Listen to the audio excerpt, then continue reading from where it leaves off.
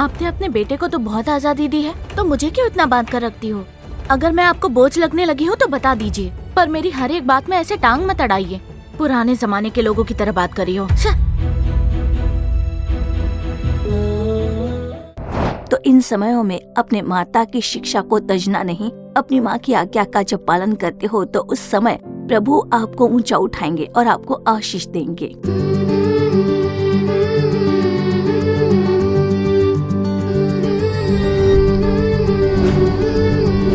खुशहाल परिवार।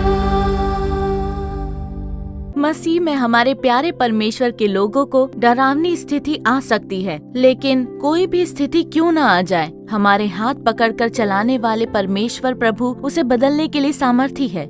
इसीलिए आप बिल्कुल भी चिंता मत कीजिए। ये जो साल है वो परमेश्वर के लोगों के लिए एक बहुत ही आशीषित साल होगा। परमेश्वर के बच्चे हम जब मिलकर प्रार्थना करेंगे तब परमेश्वर हर एक स्थिति को बदलने के लिए सामर्थी है। आइए अब देखते हैं ज्योति बहन कार्यक्रम। आइए देखें। खुशहाल परिवार।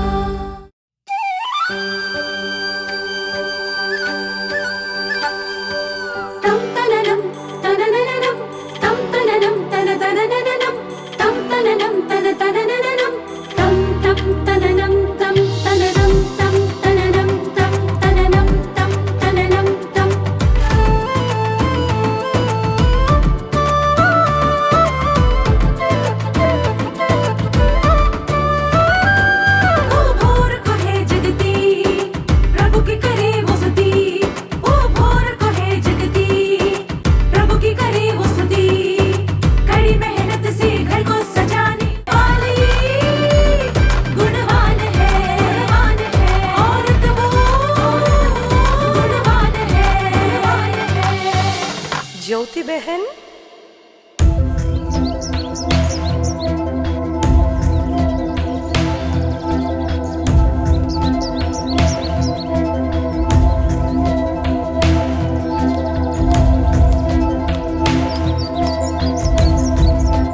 स्टेला, ऐसे गुमसुम क्यों बैठी हो? स्टेला, तुमसे ही पूछ रही हूँ। मैंने अपनी माँ से झगड़ा किया है, बिल्कुल अच्छा नहीं लग रहा है। आंटी के साथ झगड़ा किया? क्यों, क्या हुआ? अब मैं क्या बताऊँ, मेरी बातों को बिल्कुल भी नहीं समझती हैं वो चाहती हैं कि मैं उनके जमाने में कैसे लोग थे उसी तरह से अभी भी पेश आऊँ। इसलिए मुझे बहुत गुस्सा आ गया। इतनी सी बात के लिए तुमने क्यों झगड़ा किया? बात वैसी नहीं है, कभी कभार ऐसा हुआ तो बात समझ में आती है। हर रोज अगर ऐसा ही कुछ बोलती रहेंगी तो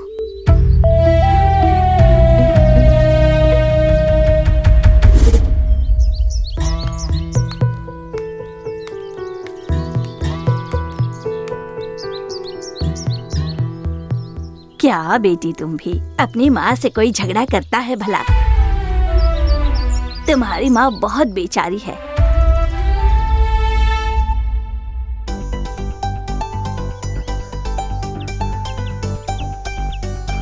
मम्मी, मुझे मेरे पसंदीदा कॉलेज में ही जगह मिलनी चाहिए।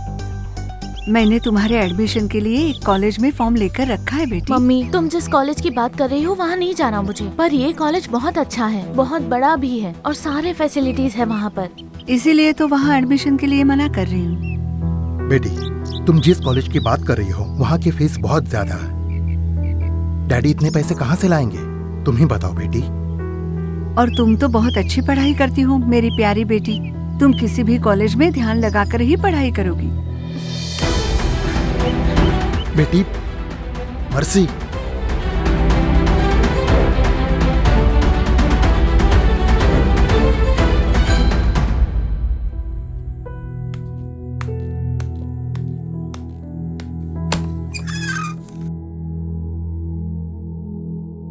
मम्मी, बोलो बेटी। मैं अपनी पसंद की चीज मांगू तो मना कर देते हो, पर उसने साइकिल मांगी तो तुरंत उसे खरीद कर दे दी। ऐसे पक्षपात क्यों करते हो आप लोग? मुझे पता है आपको आपका बेटा ही प्यारा है।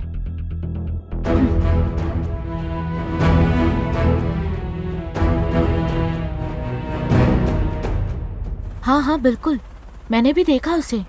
हाँ, आज ही। ठीक है, मैं फोन रखती हूँ, बाय।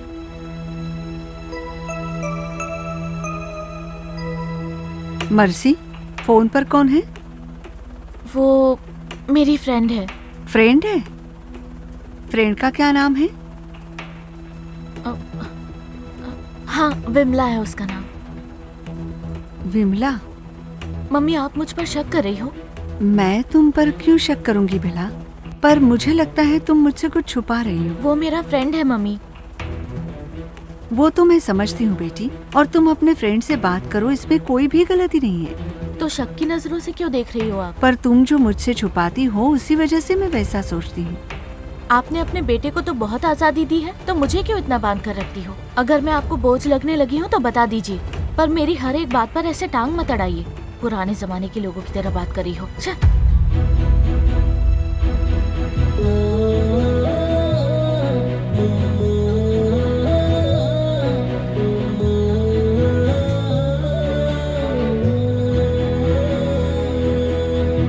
मैं तुम्हारी माँ को उसके बचपन से ही अच्छी तरह से जानती हूँ। तुम्हारी माँ ने तुम लोगों को कितना कष्ट झेलकर पाला पोसा है, ये मैं ही जानती हूँ। आज तुम्हारे पास जितने सुख सुविधा है सब तुम्हारे पास नहीं थी, लेकिन तुम लोगों को उसने कोई कमी नहीं होने दी। उसे बहुत मेहनत करते हुए देखा है मैंने। मुझे अपनी माँ से ऐसा बर्ताव नहीं करना चाहिए था। एक बार तो तुम्हें बहुत तेज बुखार हो गया था, रात का समय था, तुम्हारे पिताजी भी घर पर नहीं थे, अस्पताल जाने के लिए भी गाड़ी नहीं मिल रही थी। तुम्हें गोद में उठाकर 6 किलोमीटर चली है वो, ऐसी देखभाल करती थी वो तुम्हारी। तुम्हें जरा सी भी चोट लगे तो सच में वो बहुत घबरा जाती थी, पर तुमने तो आज उसे बहुत बड़ा दुख दे दिया है। उसका दिल टूट गया है बेटी। अगर तुम छोटी बच्ची हो तो बात समझ में आती है, पर तुम तो बड़ी सयानी हो और प्रभु का वचन भी जानती हो। अगर तुम ऐसा करोगी तो कैसे चलेगा?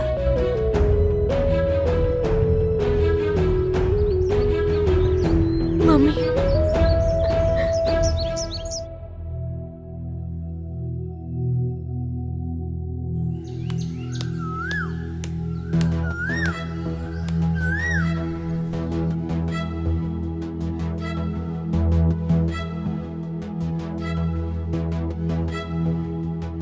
मम्मी,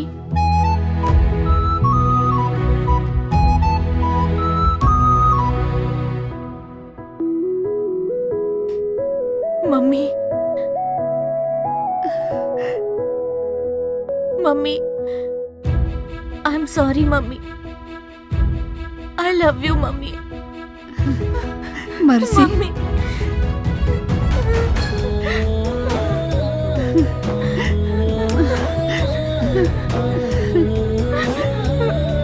कोई बात नहीं बेटा। सॉरी।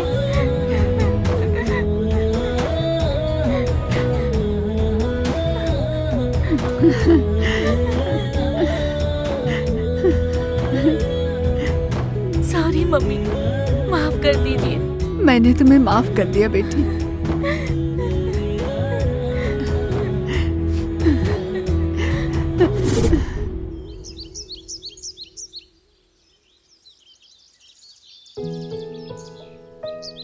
अगर मेरी मम्मी नहीं होती ना तो सच में मेरी हालत बहुत खराब होती। तुम्हारी माँ अलग है, मेरी माँ कुछ अलग है। बैठो बेटी, बैठो। वैसी बात नहीं बेटी, सभी माँ अपने बच्चों से बहुत प्यार करती हैं। बाइबल में एक वचन लिखा है, बाप उस बेटे को डांटता है जिसे वो अधिक चाहता है। अगर तुम्हारी माँ तुम्हें कुछ करने से रोकती है तो वो उसके नफरत की वजह से नहीं, पर प्यार की वजह से है। कोई भी माँ अपने बच्चों को गलत मार्ग पर नहीं जाने देगी।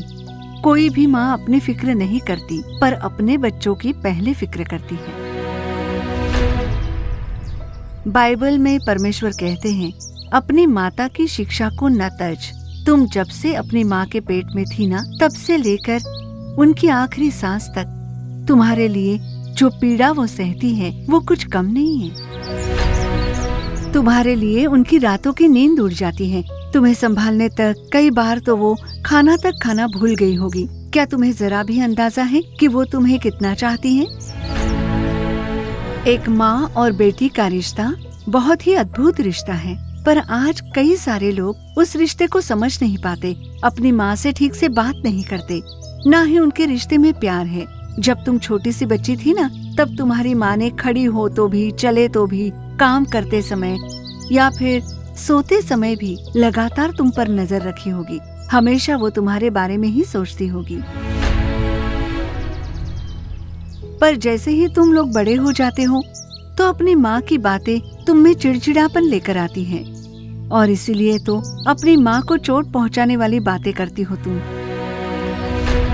तुम तुम्हारे कॉलेज में अपने सर मैडम का आदर सम्मान तो करते हो, अपने फ्रेंड के माता पिता का तुम लोग आदर करते हो, लेकिन अपने ही माता पिता का तुम लोग आदर नहीं करते।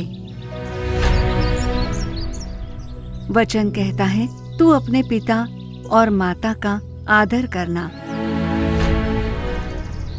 तुम्हारी भलाई के बारे में तुम्हारी माँ से बेहतर और कोई भी नहीं सोच सकता, इसलिए अपनी माँ की बात मानना, उनके दिल को चोट पहुँचाने जैसी बातें मत करना। ये तुम अब नहीं समझ पाओगी, लेकिन जब तुम्हारी शादी होकर तुम चली जाओगी तब अपनी माँ का प्रेम समझ पाओगी। इसलिए अभी से उन्हें समझ लो बेटी, ठीक है? ठीक है आंटी।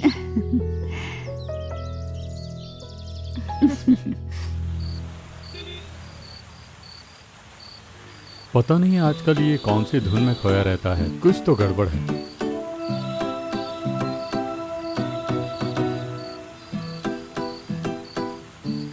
क्यों रे, किसकी यादों में इतना खोया हुआ है? नहीं, वैसे कोई बात नहीं है।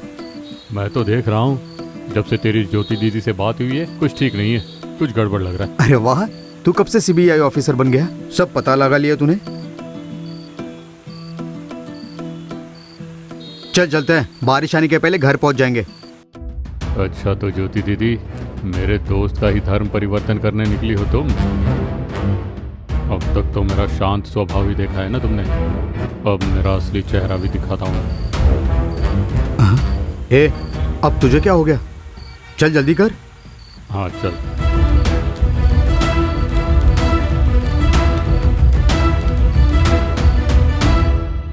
खुशहाल परिवार। तो दर्शकों, आप लोगों को ज्योति बहन कार्यक्रम अच्छा लगा? नीति वचन में लिखा है, मेरे पुत्र अपने पिता की शिक्षा पर कान लगा और अपनी माता की शिक्षा को न तज।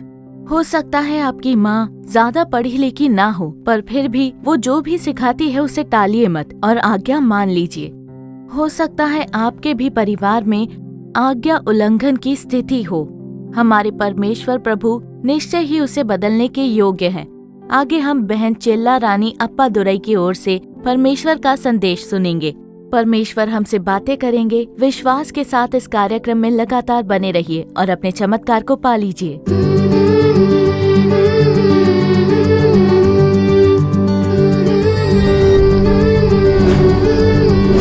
खुशहाल परिवार। परमेश्वर के नाम की स्तुति हो। खुशहाल परिवार इस कार्यक्रम में आप लोगों से मिलकर मुझे बेहद खुशी हो रही है। ये खुशहाल परिवार कार्यक्रम छोटे छोटे बच्चे भी प्यार से देखते हैं। छोटे बच्चों के लिए प्रभु यीशु एक बात कहते हैं। मत्ती अध्याय 19 और उसके वचन 14 में लिखा है, बालकों को मेरे पास आने दो, उन्हें मना न करो, ऐसा प्रभु का वचन कहता है। तो देखिए, आप सभी छोटे छोटे बच्चों को देखकर प्रभु यीशु बहुत खुश होते हैं। आपसे वो बहुत प्रेम करते हैं। प्रभु यीशु सभी से प्रेम करते हैं, पर जो छोटे बच्चे हैं उन पर उनका विशेष प्रेम है। और उससे भी बढ़कर देखिए, जब आप प्रभु यीशु के बच्चे होते हो तो प्रभु यीशु कहते हैं कि आप उनके बहुत ही प्रिय हो। जैसे आपकी मम्मी भी कहा करती है कि नहीं, कि सुबह उठकर बाइबल पढ़ना, प्रार्थना करना, रात को भी बाइबल पढ़ो, प्रार्थना करो, ऐसा कहती है ना वो। तो उसी तरह आपको भी अपनी माँ की आज्ञा का पालन करना चाहिए। और भी वो कहती हैं कि दूसरों से झगड़ना नहीं, दूसरों से प्रेम भाव के साथ रहना, झूठ नहीं बोलना चाहिए, दूसरों की चीजों की आशा नहीं करनी चाहिए, बड़ों की इज्जत करनी चाहिए, सभी के साथ प्रेम भाव के साथ रहना है। अगर उनकी आज्ञाओं का आप पालन करते हो तो आप प्रभु यीशु के बच्चे हो। और जब आप प्रभु यीशु के बच्चे हो तो प्रभु यीशु से आप जो कुछ मांगोगे वो आपके लिए जरूर करेंगे। आप अगर पेंसिल मांगोगे तो वो देंगे, नए कपड़े मांगोगे तो भी वो देंगे, आपको वो खाने की चीज देंगे, अगर खिलौने चाहिए तो वो भी प्रभु आपको देंगे। तो अपनी माँ की आज्ञा का पालन करके जब आप प्रभु के प्रिय बच्चे बनते हो तो प्रभु आपकी मनपसंद चीजें देंगे। और ठीक उसी तरह इस कार्यक्रम को कई युवा भाई और बहन भी इस समय देख रहे हैं। सभोपदेशक 12 का 1 कहता है, अपनी जवानी के दिनों में अपने सृजनहार को स्मरण रख। तो अपने जवानी के दिनों में अपने जीवन के हर एक मार्ग पर प्रभु यीशु को स्मरण रखिए, प्रभु यीशु की ओर देखिए, और ये जो उम्र है उसमें आपको क्या सही है क्या गलत है इसे जान लेना होगा। और उतना ही नहीं, आप तो अच्छी तरह से जानते हो कि पाप क्या है। ऐसे समय में आपकी माँ जब आपसे कहती है अच्छे बच्चों के साथ दोस्ती करना, गलत और बुरे दोस्तों की संगति में मत रहना, समझ के साथ दोस्तों को चुनिए, और सिर्फ उतना ही नहीं, आपकी माँ भी कहती है कि अपने पाप का अंगीकार करो, यीशु के बच्चे बन जाओ और उद्धार का आनंद पा लेना। ऐसे जब तुम्हारी माँ कहती है तो उनकी बातों का पालन करते हुए अपनी जवानी के दिनों में परमेश्वर का स्मरण करो। परमेश्वर की ओर देखकर अपने पाप को स्वीकार करते हुए उद्धार के उस आनंद को पा लेना। और उतना ही नहीं, योएल अध्याय 2 में कहा गया है कि आखिरी दिनों में सब प्राणियों पर मैं अपना आत्मा उंडेलूंगा, ऐसा कहा गया है। तुम्हारे बेटे बेटियां भविष्यवाणी करेंगी और जवान दर्शन देखेंगे, ऐसा भी लिखा गया है। तो अपनी जवानी के दिनों में जैसा आपकी माँ कहती है उसे पालन करके अभिषेक पा लीजिए। परमेश्वर का पवित्र आत्मा आपको समझ देंगे, आप अपनी पढ़ाई में ऊंचा उठोगे, आपको अच्छे मार्क्स मिलेंगे। जैसा लिखा गया है, ना तो बल से और ना शक्ति से, परंतु परमेश्वर के आत्मा से होगा। उस वचन के अनुसार परमेश्वर का आत्मा आपके सारे कामों में नए द्वार खोलेंगे। आपके विवाह के कार्यों को परमेश्वर पूरा करेंगे, आपके पैरों को ऊंचे स्थान पर ले जाएंगे। आपको अच्छी आमदनी मिलने के लिए प्रभु का आत्मा नए द्वार खोलेंगे। तो अपनी जवानी के दिनों में प्रभु यीशु को स्मरण कीजिए और परमेश्वर की उपस्थिति में उद्धार की खुशी को पा लीजिए। और जब आप अभिषेक पा लेते हो तब प्रभु आपको ऊंचा उठाएंगे इन जवानी के दिनों में। जैसे प्रभु का वचन कहता है, नीति वचन अध्याय क्रमांक 1 वचन 8 कहता है कि अपनी माता की शिक्षा को न तज। तो इन समयों में अपने माता की शिक्षा को तजना नहीं, अपनी माँ की आज्ञा का जब पालन करते हो तो उस समय प्रभु आपको ऊंचा उठाएंगे और आपको आशीष देंगे। इस कार्यक्रम को देखने वाले जो माँ है वो अपने बच्चों को सिखाकर मार्गदर्शन करने वाली होनी चाहिए। प्रभु की उपस्थिति में प्रार्थना करते हुए प्रभु के मार्गदर्शन के अनुसार बच्चों का सही मार्गदर्शन करते समय बच्चे बहुत ही बड़े आशीष में रहते हैं। जैसे कि डॉक्टर भी कहते हैं, एक माँ जब गर्भवती होती है, उनके गर्भ में जब बच्चा होता है, तब एक माँ को जोर जोर से बाइबल पढ़नी चाहिए। बड़ी आवाज में वो आराधना के गीत गाएगी तो गर्भ के बच्चे सुन पाते हैं, ऐसा डॉक्टर कहते हैं। मतलब हम जो माएं हैं तो हमारी शिक्षा बच्चों के लिए उनके गर्भ में रहते समय ही शुरू हो जाती है। और उतना ही नहीं, छोटे बच्चों को आप पास में लेकर प्यार से उन्हें समझाइए। कई बार छोटे बच्चे बहुत जिद करते हैं, तो उनके लिए आपको क्या करना चाहिए, जो उनके मनपसंद स्नैक्स होते हैं, जो कुछ उनको पसंद है उसे बनाकर खिलाइए। उन्हें प्यार से बुलाकर जब आप उन्हें सलाह देते हो तब छोटे बच्चे उसे अपना लेते हैं। और ठीक उसी तरह जो युवा बच्चे हैं, उन्हें जब आप सलाह देते हैं तो तब उनके मन की बात को जान लीजिए, उनकी मन की स्थिति कैसी है, वो किस मूड में है उसे जान लीजिए। क्योंकि कई माएं कहती हैं कि देखिए मेरा जो बेटा है, मेरी जो बेटी है, वो हमेशा मुझसे ऐसे ही कहते हैं। उन्हें अगर कुछ सलाह दो तो वो कहते हैं कि आप कुछ नहीं जानती हैं, आप अपना मुंह बंद रखिए। ऐसा कई माएं आकर हमसे कहती हैं। वो कहती हैं कि ये बहुत जिद्दी है। तो प्यारी माताएं, प्रभु की उपस्थिति में प्रार्थना करें, बच्चों को अर्पण कीजिए। अर्पण के साथ बोलिए, हे परमेश्वर, मैं कैसे सलाह दे सकती हूँ, मैं इनका कैसे मार्गदर्शन करूँ। ऐसे परमेश्वर की उपस्थिति में प्रार्थना करते समय परमेश्वर वो ज्ञान उन्हें देते हैं और उनका मार्गदर्शन भी करते हैं। जब बाइबल में हम लोग देखते हैं, योकेबेद, उनके 3 बच्चे थे, मरियम, हारून और मूसा। उस माँ ने उन तीनों बच्चों को परमेश्वर में बहुत ही बेहतरीन रूप से मार्गदर्शन किया, इसलिए उन तीनों के जरिए प्रभु के नाम की महिमा हुई। तो वो जो माँ थी, इब्रानियों के 11वें अध्याय में लिखा है कि वो प्रार्थना करने वाली माँ थी, विश्वास में चलने वाली माँ थी, ऐसा हम देखते हैं। तो वो जो माँ थी, देखिए, उन्होंने विश्वास के साथ प्रभु की उपस्थिति में प्रार्थना की, प्रभु से सलाह ली और वही सलाह बच्चों को भी दी। और इसलिए वो तीनों बच्चे प्रभु की महिमा के लिए उठ खड़े हुए। और आज भी प्रियजनों, माँ कहती है कि मेरा बच्चा सुनता नहीं है, उल्टा जवाब देता है। आप में से ऐसे कई लोग इस समय इस वेदना के साथ देख रहे हो, तो परमेश्वर से प्रार्थना कीजिए, हे परमेश्वर, मेरे बातों की शिक्षा नहीं, पर मुझे आपके मार्गदर्शन की जरूरत है प्रभु। आपकी ओर से जो सलाह मिल रही है वही मेरे बच्चों को मिले। ऐसी प्रार्थना के साथ जब सलाह देंगे तभी वो सलाह बच्चों तक पहुंच पाएगी। परमेश्वर उसकी जिम्मेदारी उठाएंगे। आपके बच्चों के द्वारा परमेश्वर के नाम की महिमा होगी। इसलिए कार्यक्रम को देखने वाली हर एक माताएं जब परमेश्वर में अपने बच्चों का मार्गदर्शन करती हैं, जैसे कि नीति वचन अध्याय 31 में लिखा है कि उसके पुत्र उठकर उसको धन्य कहते हैं। उस वचन के अनुसार आने वाले समय में आपके बच्चे भी बोलेंगे कि माँ, आपने मेरा मार्गदर्शन किया था, आपने मेरे लिए प्रार्थना की थी, मुझे आपने शिक्षा दी थी, इसलिए आज मुझे इतने अच्छे मार्क्स मिले हैं। मैं ये नौकरी कर रहा हूँ, आज मेरी इतनी आमदनी है, मैं प्रभु के लिए कार्य कर रहा हूँ, प्रभु की सेवकाई कर रहा हूँ। निश्चय ही आपको धन्य कहकर बुलाने के लिए परमेश्वर मार्ग खोलेंगे। तो आज के इस दिन भी परमेश्वर से आशीष पाने के लिए हम लोग प्रार्थना करने जा रहे हैं। आइए प्रार्थना करें। प्रभु, आपकी स्तुति करते हैं हम धन्यवाद के साथ, आपकी स्तुति करते हैं। आज के इस दिन भी परमेश्वर हमारे इस कार्यक्रम को देखने वाले छोटे छोटे बच्चों के साथ और युवा बच्चों के साथ परमेश्वर आप बात कर रहे हो, उसके लिए धन्यवाद के साथ हम आपकी स्तुति करते हैं, आपका धन्यवाद करते हैं। अपनी माता पिता की शिक्षा को न तज, उस वचन के अनुसार परमेश्वर की बातों की आज्ञा मानने के लिए परमेश्वर आप जिम्मेदारी के साथ बच्चों को चलाने के लिए प्रार्थना करते हैं। और इस समय विशेष रूप से प्रभु, आंसुओं के साथ ऐसी माताएं हैं जो कह रही हैं कि मेरे बच्चे उल्टा जवाब देते हैं, मेरे बच्चे मनमर्जी कर रहे हैं, मेरे बच्चे पाप में बुरी तरह से फंसे हुए हैं, ऐसा कह रहे हैं और आंसुओं में डूबकर हमारे साथ प्रार्थना में शामिल हुए हैं। एक माता को आप देखिए परमेश्वर, उनके आंसुओं का उत्तर दीजिए परमेश्वर। उस माँ का हृदय खुश होने के लिए प्रभु आप अपने बच्चों का उद्धार कीजिए, पाप की आदतों से छुटकारा दीजिए परमेश्वर, बुरे दोस्तों के बीच में से उन्हें बाहर निकाल दीजिए प्रभु। हे प्रभु, आपको धन्यवाद देते हैं राजा। इस समय में जो माएं हैं अपने बच्चों के लिए, उनके उद्धार के लिए प्रार्थना कर रही हैं प्रभु, उन हर एक बच्चों पर हे प्रभु उद्धारकर्ता का सामर्थ्य उतरने के लिए प्रार्थना करते हैं। अभिषेक करने वाले प्रभु का सामर्थ्य उतर कर कार्य करने के लिए प्रार्थना करते हैं। हे पवित्र आत्मा, सामर्थ्यशाली रूप से उतर कर आइए, हर एक पर आप राज कीजिए प्रभु। आप उनका मार्गदर्शन करने वाले परमेश्वर हो, इसलिए हर एक बच्चों को आपके हाथों में देकर प्रार्थना करते हैं प्रभु। हे परमेश्वर, इस समय भी प्रभु प्यास के साथ और इच्छा के साथ मुझे भर दीजिए प्रभु। ऐसी प्रार्थना करने वाले हर एक बच्चों को अपने अभिषेक से इस समय भर दीजिए परमेश्वर। ऐसी प्रार्थना करते हैं और परमेश्वर आपकी स्तुति करते हैं। बयां से बाहर उन्हें अभिषेक से भरने के लिए हम प्रार्थना करते हैं। हर एक पर अपना अभिषेक और सामर्थ्य भर दीजिए प्रभु।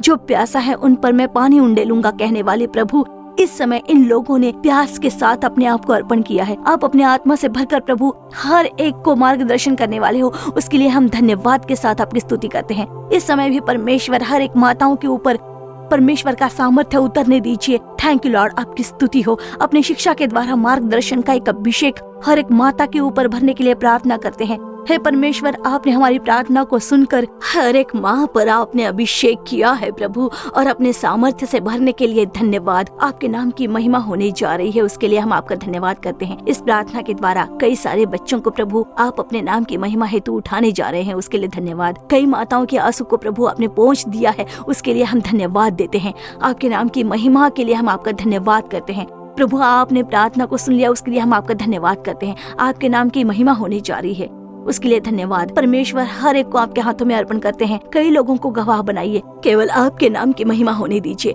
अपने आप को मैं आपके हाथों में सौंपती हूँ। यीशु के नाम में प्रार्थना करते हैं अच्छे पिता, आमीन।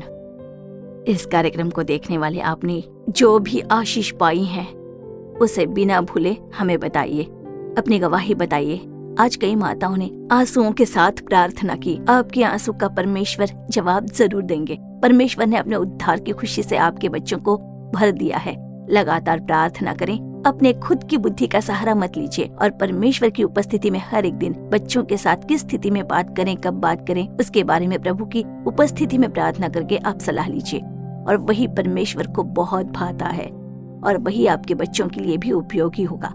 आपके बच्चों को परमेश्वर आशीष देंगे और कृपा प्रदान करेंगे। अब तक आपने जो अपने बच्चों के लिए आंसू बहाए हैं, उन आंसुओं को परमेश्वर ने आज के इस दिन खुशी के आंसुओं में बदल दिया है, उसके लिए परमेश्वर को धन्यवाद दीजिए। आपके द्वारा, आपके बच्चों के द्वारा परमेश्वर के नाम की महिमा हो, आमीन। खुशहाल परिवार।